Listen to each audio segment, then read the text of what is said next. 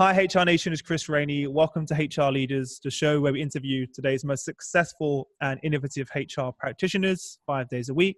Today, we have a special show for you guys. We have two guests that are going to be joining us. We're joined by Isabelle Couquiaud-Schbath, who is the Compensation and Benefits Associate Director at MSD France.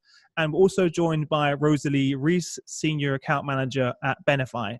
Welcome to the show, guys. How are you both? Hi, Chris. Good. Nice to have you. It's very rare that I have two guests, so I feel pretty special today. So thank you for thanks for joining us. Before we jump in, we'll start with yourself, Isabel. Tell our listeners a little bit about yourself personally and your journey to where we are today. So Isabelle Couquiaud-Schbath, I'm a Compensation and Benefits Associate Director for MSD in France. I'm responsible for several countries in our big region, that's UCAN and EMEA. I've been with MSD for 22 years now. Wow. But I've had many opportunities. MSD is really strong in offering opportunities for their employees to move around. So I've had several roles at MSD, and I've been in Comp and Ben for about 10 years now. Fantastic. And yourself, Rosalie? So I'm Senior Account Manager at Benify, and I actually used to be Project Manager for France and UK, and I was the Project Manager in charge of the implementation for MSD as a client. So then it's really interesting now to have the both sides of it. Yeah, it must be quite interesting to see both ends of the spectrum. So that must be quite fascinating. You mentioned, Isabel, you've been there for quite a long time. So you mentioned obviously the opportunities to work in different parts of the organizations, but was this always the plan to move into a role like this, or like many others, no idea and no plan of No idea. When I joined MSD, I had no clue there was a Comp and Ben role somewhere. I don't even know if it existed at the time. And certainly since I've joined the Comp and Ben role, it has changed even over the past 10 years. It's become much more professional. So it's really great opportunities for development, experiences, great place to be. What is it in your mind that's kept you engaged for so long in that role? The change in the role, the change in the environment, many new partners outside of the company to support the change for our role. Many years ago, we did not have the type of partners on the market to support us with some of our projects. Now we have many opportunities in many countries to have new opportunities, new projects, new ideas that we can develop for the good of our employees. I suppose that's quite fitting considering the topic of today's conversation, right? Absolutely. And so tell me how you guys first got together. What did that look like? How did you first come across each other? Really, it was an opportunity when Benify contacted me. They were, I think, new on the French market, and a while ago discussed the opportunity of rolling out new services for our employees. And when the opportunity really became a project, we naturally included Benify into our RFP. We conducted an RFP for a few months with all the major players in the market, French market, international market, and we decided that Benify really was the best partner to work with us on this project. So, but before you went through that process, what was the challenge that MSD was facing as an organization?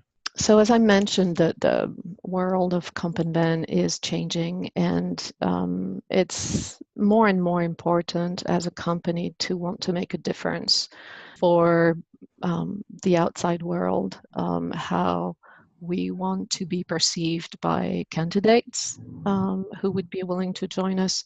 It's also really important for our employees to know more about their compensation, their benefits. Most of the time, they remember that, oh yeah, I do have this accompaniment, or yeah, I do have this benefit when they need it, but they don't necessarily understand the whole spectrum of compensation elements and benefits that they actually have. Mm-hmm. And it's really important for us to make them understand that we are a good employer. That's the image that we want to give on the market, because we are. We want to attract the best talents and retain the talents that we have in the company.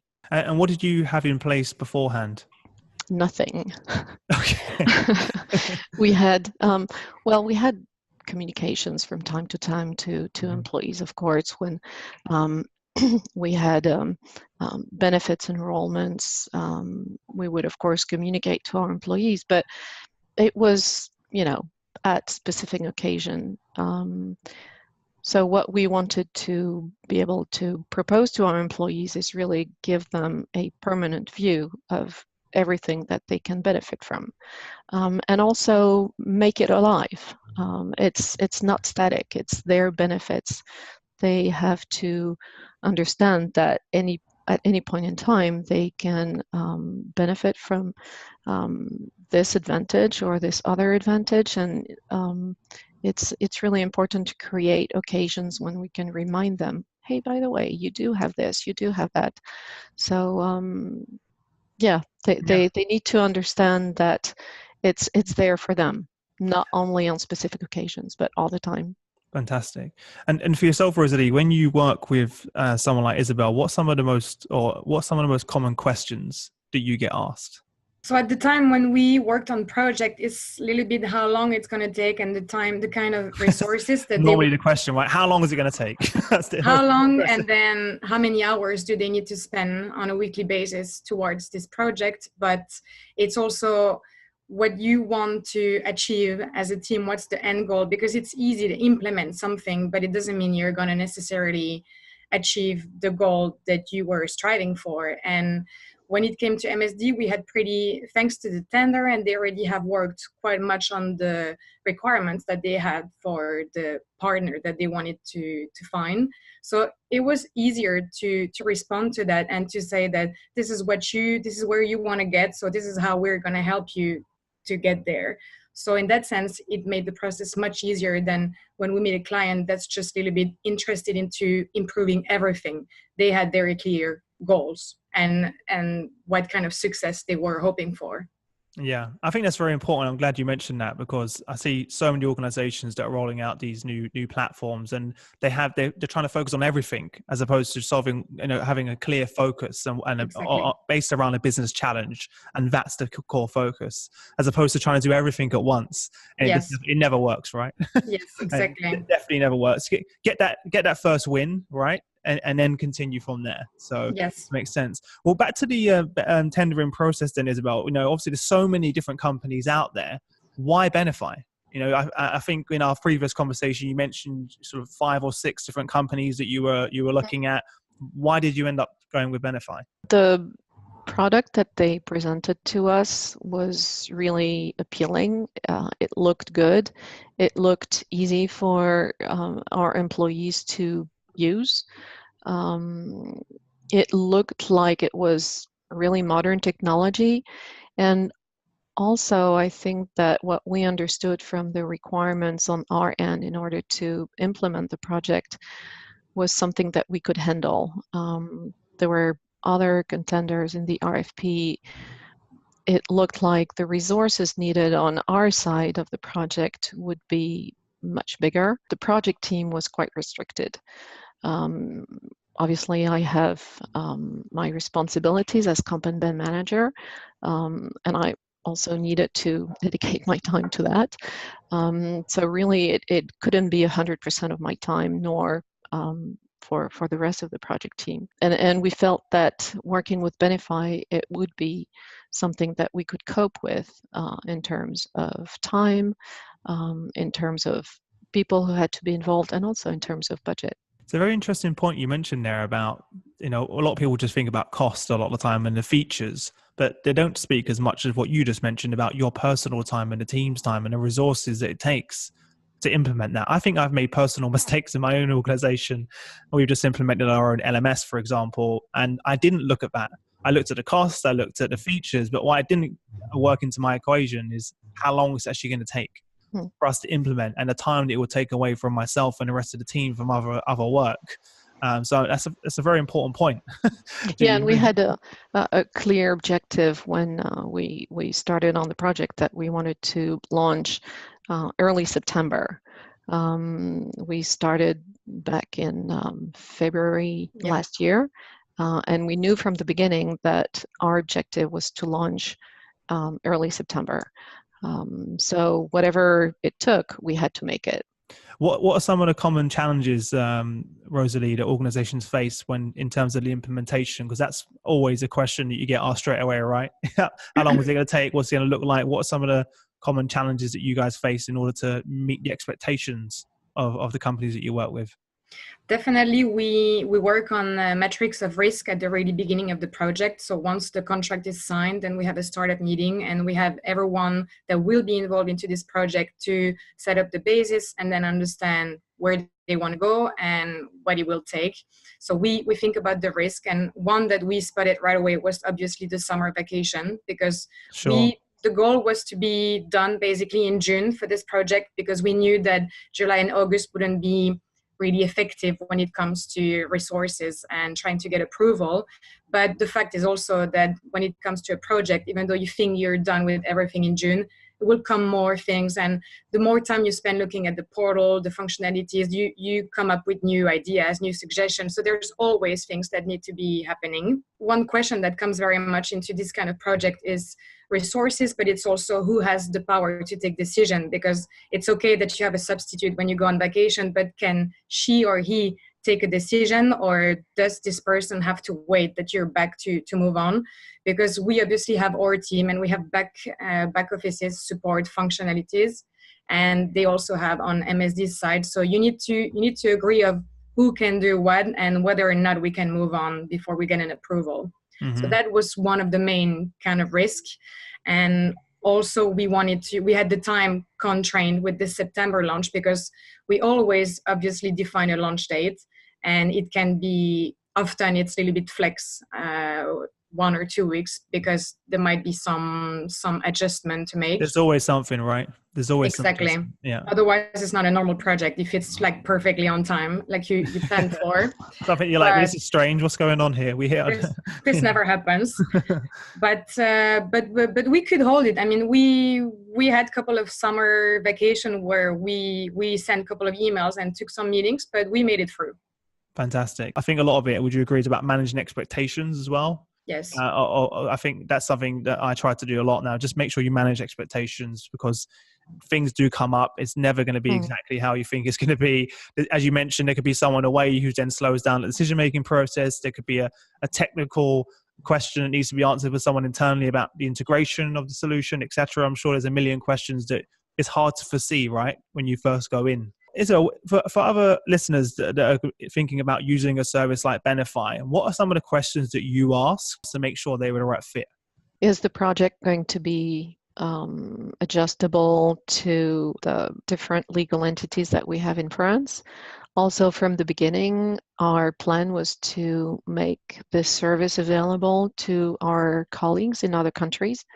So that was a key decision-making point for us in choosing Benify, is that we knew that we would be able to replicate the type of experience that we'd have in France into other countries, still using the type of setup that we had developed for France. We wanted to make sure that when expanding to other countries, we could actually rely on some of the technology and developments that we had done for France, so that our other countries, which can be smaller countries compared to our big operations in France, we wanted to make sure that they would not have to redevelop some of the things we had already done, because obviously they would have even fewer resources than we have. So that was really important for us in choosing Benify. At the moment, it's just in France, and where do you plan to roll it out to next? So we have big plans for Belgium. We also have a project with Sweden. So obviously Benify is from Sweden, so it's a more natural fit. Sure. And I can't really talk of the the other countries because Okay. You're still negotiating, Benify. You're still negotiating. our colleagues in the other countries are very much interested in what we've done in France, and very much want to do the same for their own employees. It's just that we're going to be changing our information system, our HR information system, in a few months. So obviously there are big expectations on that, and lots of work to be done for our HR colleagues on that project. That's a big task. Yeah, That's a big one. big task. And we want to make sure that this is stable so that when we start working with them on the rollout of Benify in their country, we can use the data from our new information system, because that's what we're going to need. It's going to be our main data source. Fantastic. How long has it been in place now? It's been in place since September of 2018. We have extended to an additional 300 employees in January, and we are now starting to work with one of our manufacturing sites to make the service available to them. The population is a little bit different, so we need to be mindful of what type of users we have in each site. So I think we'll have to pay special attention to how we roll out the service with this type of employee who don't necessarily have access to a computer every day, or easily access company intranet. So it's going to be a new way of approaching our employees, but I think they will also benefit from it, I'm sure. Well, I suppose that's part of the benefit of the organization, of having the platform, is that it is a new user experience. What's been your personal experience using the platform? It's easy, it's pretty, it's sexy. No, I mean it. It's the intranet that we have has lots of information. Maybe that's the problem, is that there's so much on it that our employees don't know where to look. So with Benify, they have what they need to have, because it's filtered, and it's the profile is defined to suit their needs. I think that's the reason of its success is with our employees is because it's there to meet the needs of the employees, not the company just dumping a lot of information on the intranet just to make sure that everyone gets everything. Yeah, that's the biggest problem, is too much information, right? Yeah. And if we think about the new generation coming into the workforce, they're not going to stand for something like that. They want the information at their fingertips, and they want to know, what does this mean for me? Yes. You know, and how can I access it? And is it going to be in a format that I'm used to consuming, a very easy, as you said, sexy format that is very digestible? No one's going to be at work trying to log into the internal intranet, sifting through pages to find the information. Yeah. And it's there for them to consult anyway. So we're not going to pull the intranet. So if they want to access it, because what they're looking for is not in Benify, and that's the purpose. Not everything is in Benify. They'll still be able to have a look on the intranet. What was the first group that you rolled this out to? Because I'm sure you did it in stages, right? You didn't just give 1,000 people the platform. That never works out well. No.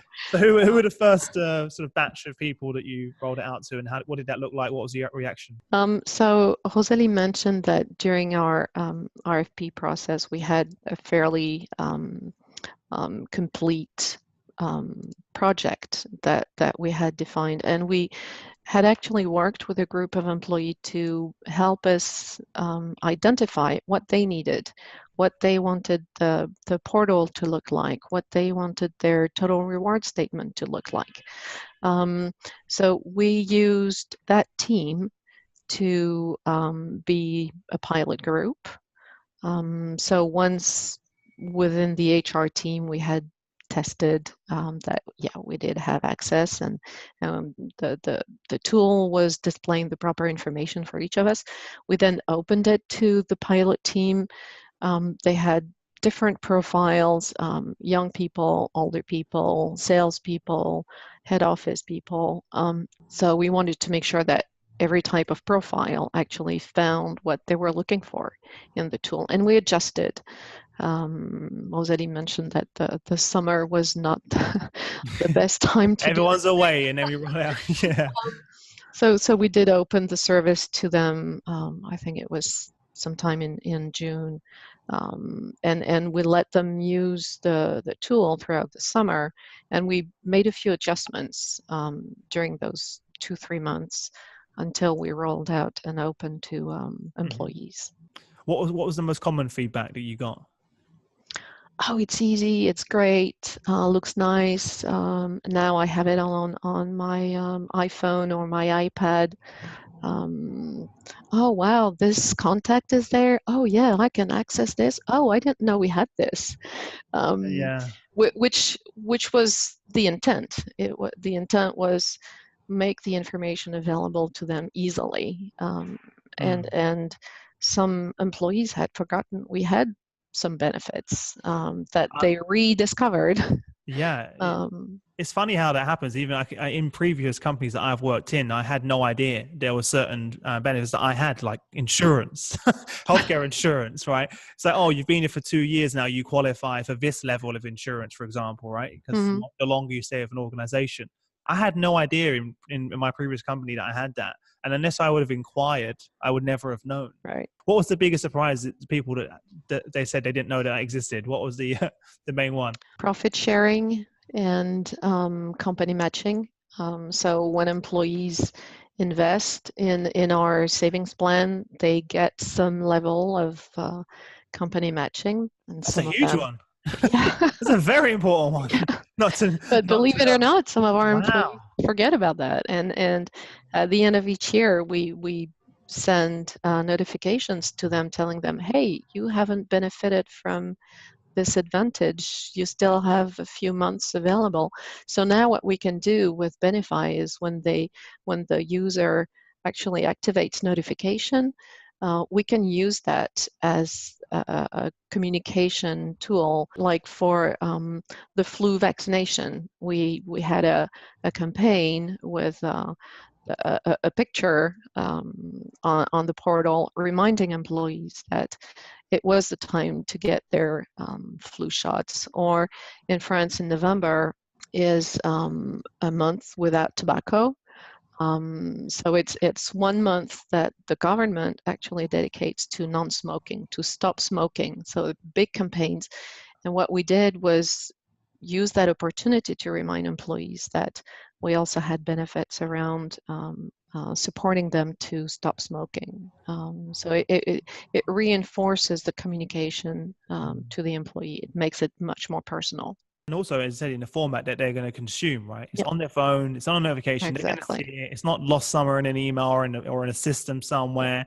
And I'm sure you guys can track all of those, the open rates and the engagement through all of the things, which is really empowers you to know that you're building that culture and with the team and you're engaging them, right? I think, and that's what we all talk about all the time as well in this world that we live in, especially in the workplace as well. How do you meet people where they are? And on their mobile, that's where they are. That's where they spend their time, and they get their notifications as well. So in terms of all of the different features of the solution, what was the one that exceeded your expectations? One of the cumbersome things that we have to do is forms. We have to, when we request I thought you guys love doing forms, man. I thought everyone loves that. Well, when you have to fill in your name and your employee number and the company you're in and stuff like that, it's really a pain, and you have to download the Excel file and print it. And so we're working with Benify. It was a big request from employees is help us with those forms. So what we're doing is we're implementing those forms that payroll can pick up really easily. And instead of receiving those emails where there's always something missing, they have to send it back. And it's a nightmare. Yeah, it's a pain for everyone. So we're trying to make the pain go away. Also identifying the right contacts within the multiple HR and vendor teams. Who do I need to call if I have this question? What do I do if I want to do this? I move. Who do I need to notify? I change my bank. Who do I need to notify? I think this is the page that has the highest number of hits. Yeah. It's funny how that may seem from the outside looking in such a small thing, but Yeah. when you're doing that on scale, like then it becomes a huge strain on, Yes. and a pain for the employees, but also a strain for the department itself, right? And it's like it's a small change that can make a massive difference and free up so many hours for you and the team to focus more energy on strategic work. Yeah, You know, that has impact, and to be able to automate those manual processes so you can spend more time giving more benefits and engaging your employees, right? So what about yourself, Rosalie? What's the main feedback you get from the clients? What are some of the features that they they always talk about the most? So it goes back to what Isabelle was saying, and the thing that I love to do very much when I was a PM was to go on site whenever you launch, and a couple of weeks after to have some short demo and just to be there in case people have questions, and obviously to just boost also a little bit your tool. And we always get so surprised of the kind of comments that we get there, because we were thinking that the feedback would come from the total reward statement that we implemented or like a big functionality that we launched. But most of the time people are just coming to us and say, oh my God, like I have all of my contacts here. This is so great. I have just like took this out on my phone, or I went to the optician and I could find how much I was going to get for my glasses when I was at the optician. I wouldn't have to go back to my computer. It's just small practical things that people want to use, and as you mentioned, that want to have on their mobile phone. They just don't want to be on their computer all the time. The simple things really that just will stop from making them waste their time trying to find 20 minutes on the intranet, as you mentioned, has so much information, but can be so tricky because you have a special form for the manager, you have one for the people that are on this side, and then this form is not at the right period anymore.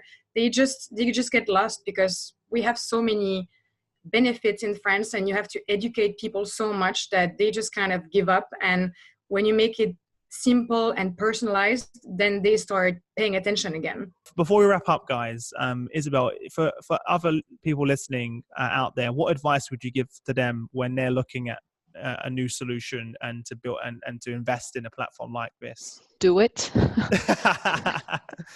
Don't stop thinking about it and stop talking about it. Just go and do it. Do it. It's great.